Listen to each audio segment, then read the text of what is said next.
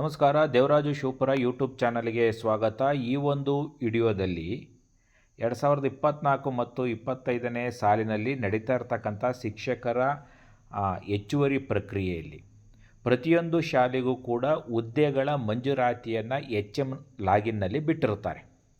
So ಯಾವ್ಯಾವ ಶಾಲೆಗೆ ಯಾವ್ಯಾವ ವಿಷಯದ ಹುದ್ದೆಗಳು ಮಂಜೂರಾಗಿರುತ್ತೆ ಮತ್ತು ಎಷ್ಟು ಹುದ್ದೆಗಳು ಮಂಜೂರಾಗಿದ್ದಾವೆ ಎಂಬತಕ್ಕಂಥದ್ದು ತಿಳಿದಾಗ ಆ ಶಾಲೆಗೆ ಎಷ್ಟು ಹುದ್ದೆಗಳು ಅಥವಾ ಯಾವ ವಿಷಯದ ಶಿಕ್ಷಕರು ಹೆಚ್ಚುವರಿ ಆಗ್ತಾರೆ ಅಥವಾ ಎಷ್ಟು ಹುದ್ದೆಗಳು ನಮ್ಮಲ್ಲಿ ವೇಕೆನ್ಸಿ ಇದೆ ಅಂತಕ್ಕಂಥದ್ದು ನಮಗೆ ತಿಳಿಯುತ್ತೆ.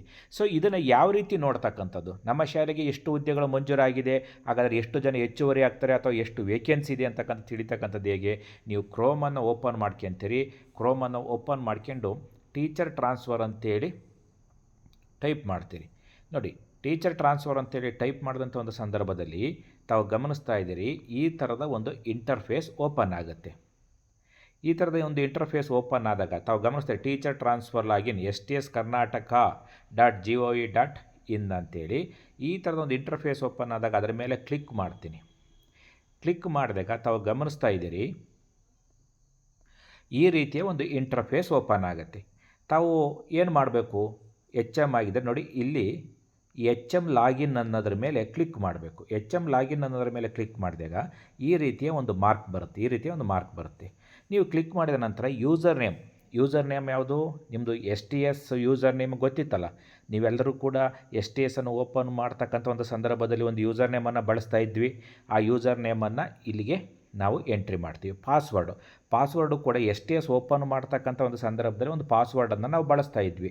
ಈಗಂತೂ OTP ಬಂದಿದೆ, ನಾವು ಯೂಸರ್ ನೇಮನ್ನು ಹಾಕಿ OTPಯನ್ನು ಎಂಟ್ರಿ ಮಾಡಿ STS ಅನ್ನು ಓಪನ್ ಮಾಡ್ತೀವಿ. ಇದಕ್ಕಿಂತ ಮೊದಲು ಆ ಒಂದು ಯೂಸರ್ ನೇಮು ಮತ್ತು ಆ ಒಂದು ಪಾಸ್ವರ್ಡನ್ನು STS ಅನ್ನು ಓಪನ್ ಮಾಡ್ತಕ್ಕಂಥ ಸಂದರ್ಭದಲ್ಲಿ ಒಂದು ಪಾಸ್ವರ್ಡನ್ನು ಬಳಸ್ತಾ ಇದ್ವಿ. ಆ ಪಾಸ್ವರ್ಡನ್ನು ಎಂಟ್ರಿ ಮಾಡಿ ಲಾಗಿನ್ ಅನ್ನೋದರ ಮೇಲೆ ಕ್ಲಿಕ್ ಮಾಡಬೇಕು.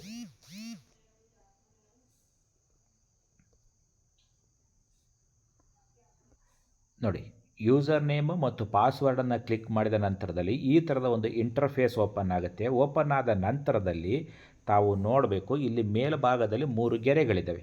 ಆ 3 ಗೆರೆಗಳ ಮೇಲೆ ನೀವು ಕ್ಲಿಕ್ ಮಾಡಿ.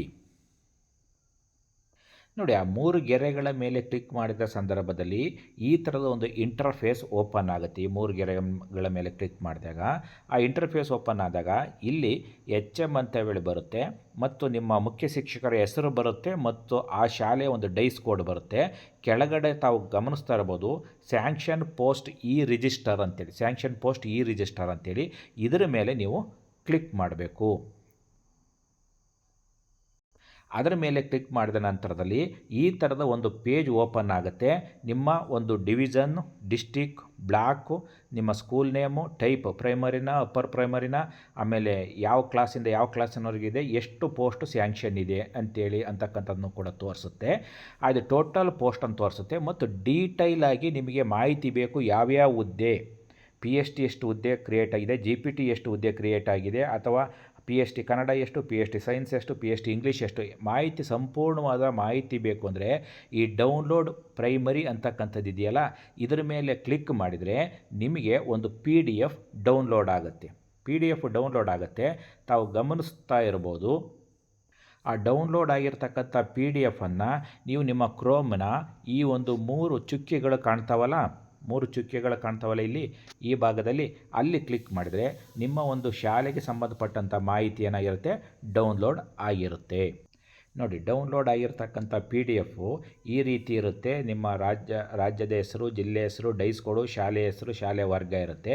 ಇಲ್ಲಿ ಯಾವ್ಯಾವ ಪೋಸ್ಟ್ಗಳನ್ನು ಸ್ಯಾಂಕ್ಷನ್ ಮಾಡಲಾಗಿದೆ ಅಂತಕ್ಕಂಥದ್ದು ಮತ್ತು ಅದರ ಡೀಟೈಲಿಗೆ, ಈಗ GPTಲಿ ಯಾವ ಪೋಸ್ಟು ಅಂತಕ್ಕಂಥ ಡೀಟೈಲ್ ಆಗಿರ್ತಕ್ಕಂಥ ಮಾಹಿತಿ ಇರುತ್ತೆ. ಈ ಭಾಗದಲ್ಲಿ ಯಾವ್ಯಾವ ಹುದ್ದೆ, PST ಕನ್ನಡ ಎಷ್ಟು, PST ಇಂಗ್ಲೀಷ್ ಎಷ್ಟು, PST ಸೈನ್ಸ್ ಎಷ್ಟು, GPT Kannada, GPT maths science, GPT social science ಎಷ್ಟೆಷ್ಟು ಹುದ್ದೆ ಮಂಜೂರಾಗಿದೆ ಅಂತಕ್ಕಂಥದ್ದು ನಿಮಗೆ ಮಾಹಿತಿ ಕಂಡುಬರುತ್ತೆ. ಸೊ ಇದನ್ನು ನೋಡಿದಂಥ ಒಂದು ಸಂದರ್ಭದಲ್ಲಿ ನಿಮ್ಮ ಶಾಲೆಯಲ್ಲಿ ಶಿಕ್ಷಕರು ಹೆಚ್ಚುವರಿ ಆಗ್ತಾರಾ ಅಥವಾ ನಿಮ್ಮ ಶಾಲೆಗೆ ಇನ್ನೂ ಕೂಡ ವೇಕೆನ್ಸಿ ಕ್ರಿಯೇಟ್ ಆಗಿ ಹೊಸ ಶಿಕ್ಷಕರು ಬರ್ತಾರಾ ಎಂಬತಕ್ಕಂಥ ಮಾಹಿತಿ ನಿಮಗೆ ಸಂಪೂರ್ಣವಾಗಿ ತಿಳಿಯುತ್ತೆ. ನೀವು ಇದುವರೆಗೂ ಕೂಡ ದೇವರಾಜು ಶಿವಪುರ ಯೂಟ್ಯೂಬ್ ಚಾನಲ್ಗೆ ಸಬ್ಸ್ಕ್ರೈಬ್ ಆಗಿಲ್ಲ ಅಂದರೆ ಸಬ್ಸ್ಕ್ರೈಬ್ ಆಗಿ, ವಿಡಿಯೋವನ್ನು ಲೈಕ್ ಮಾಡಿ, ಶೇರ್ ಮಾಡಿ. ಧನ್ಯವಾದಗಳು.